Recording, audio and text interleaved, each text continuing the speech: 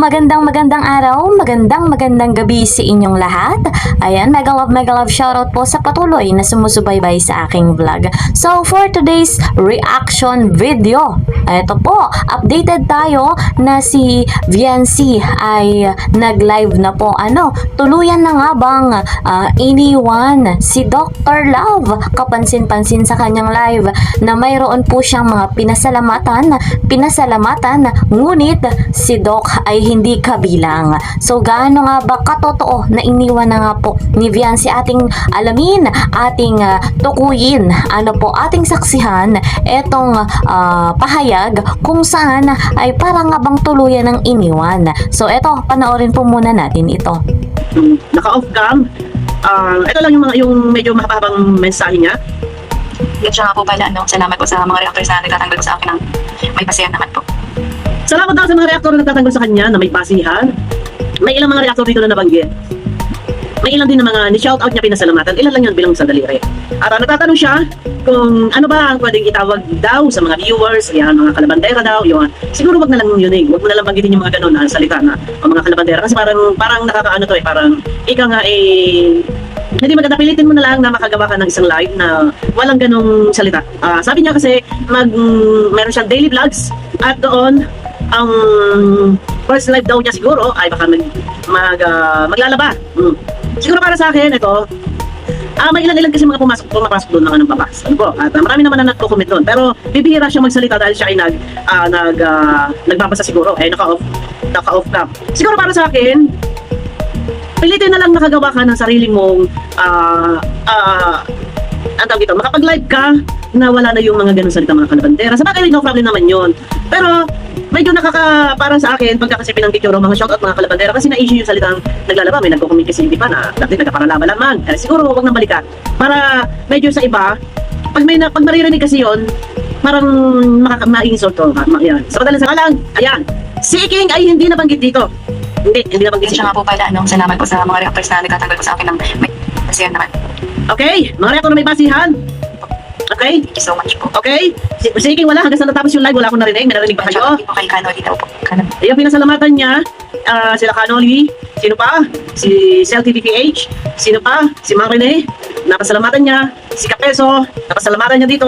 At shoutout niya yung mga ibang individual dito. Mayroong ilan lang sa daliri. Vlogs. Okay? Kay Kuya Kapeso po. Yun.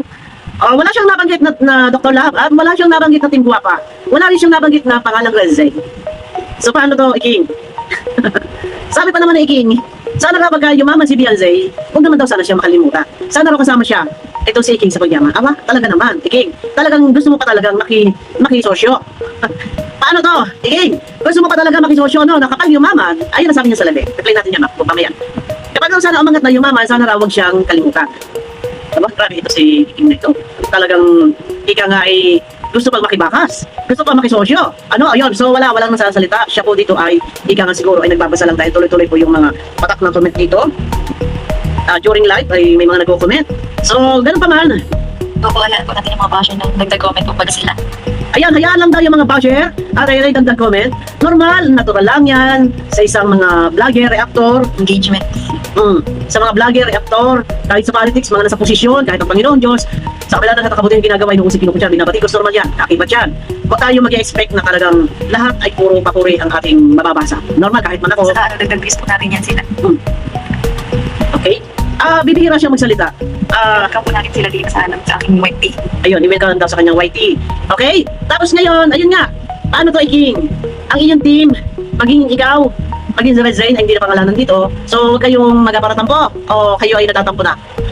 Pero alam ko na sabi ni Beyonce, na siya ay naka-rapid tulpo na isinigaw niya na, pati yan si Doc Love ay idadamay ko. Bawal na siya mag-vlog sa akin. So, ako'y nagtataka lang na bakit ito si King, kari-kari at gamit na gamit pa rin itong talaga sa kanyang live. Di ba? Nagtataka ako. Ayaw niyang tantanan. Ayaw niya. Dalawang beses na isinigaw yan. Ni Beyonce. Isa Rapid Tulpo. Yung part 1 at saka yung si Kuya Bal na nagpatulpo. Dalawang beses na. Opo, Kuya Bal. Si Dr. Na, pagbabawalan ko na po yan. Hindi na po yan pwede. Pero, itong si King, gamit na gamit pa din itong dalaga sa kanyang live. Tinathumbnail sa kanyang vlog. Ito nga nakakagulat. Ang sabi niya yung Dr. Love Vlogs daw ay para lamang ito sa simbahan. Ang upload niya para sa simbahan. And then ang banatan daw ay doon daw sa duklat. So bakit? Para hindi mapanood ni Father kung sino ka, kung gaano ka kalabis sa yung bibig mo. O baka sabihin mo binabalahura kita. Baka sabihin mo binabalahura kita. Ito ay opinion, reaction ko. Based sa mga napanood ko, habang naka-live si Beyonce ay wala ka. Shout out po kay mga rin. Ayan. Kasi napapanood ko po yung mga ano niya, mga Okay? reaction. Ayan, bibihira lang siya tawag dito, magsalita. Ayan, may mga pinasasalamatan lang siya. Ayan, okay. Okay. So, tuloy tayo. Ano na, nasaan ako? Nawala na ako. Ang sabi ni King, yung kanyang duklat vlogs, doon daw siya babanat. Bakit separate? Ano ang gusto mo?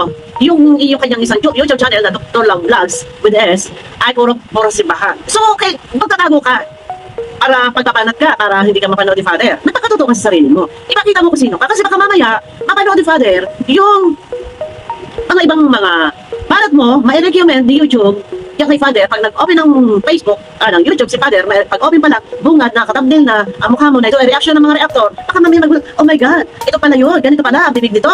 Kaya magpapakatotoo ka, hindi yung magtatago ka pa. O baka sabihin mo na naman, binabalahura ka na naman, sasabihin mo naman ganito na naman. Ha? Ito ako nagbibigay ng opinion ko, reaction ko, bakit kailangan separate? Yung duklat ang pambana.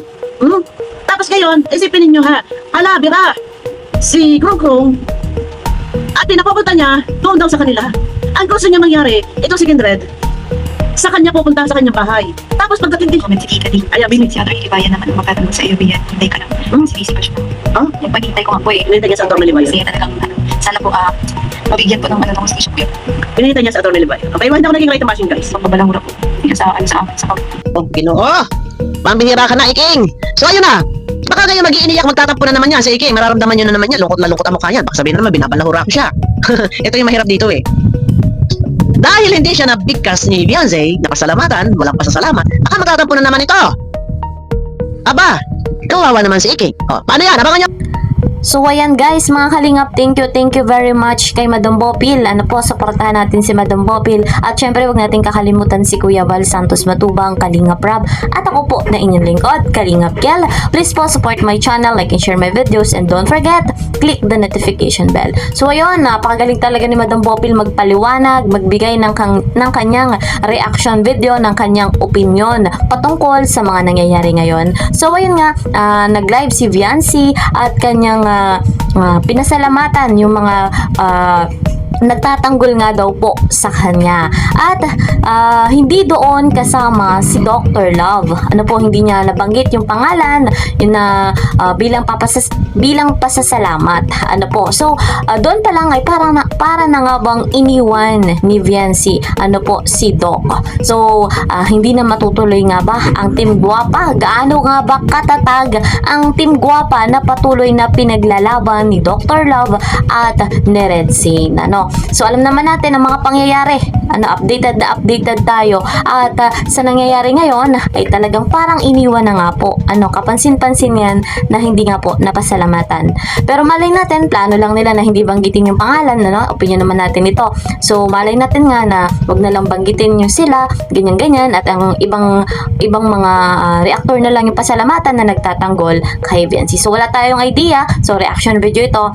Patuloy tayong maghahatid ng reaction video. So sa pagkakataong ito, thank you very much sa patuloy po na sumusubaybay ng ating vlog.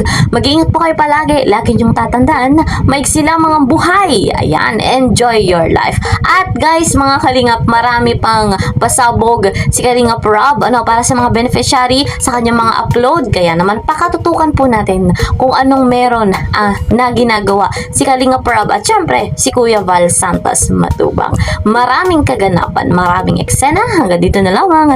See you po sa next video. Bye-bye!